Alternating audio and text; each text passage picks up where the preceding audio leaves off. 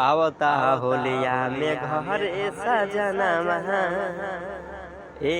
आवता होलिया में घर सजना ले आई रंग पियर डाल दह राजा भीतर राजा जी हो डाल दह रंग भीतर कितना दिन के तू बाद घर अइला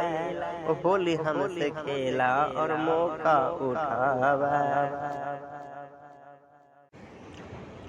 आवता होलिया में घर सजना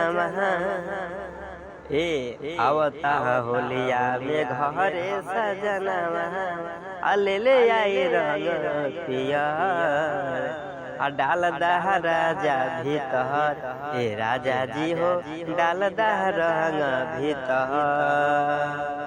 कितना दिन के तू बाद घर अइला होली हमसे खेला और मौका उठावा। आवता होलिया में घर सजना आवता होलिया में घर सजना ले आई रंग पियर डाल दह राजा भीतर राजा जी हो डाल दह रंग भीतर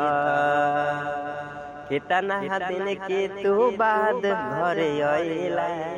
होली हमसे खेला और मौका उठावा।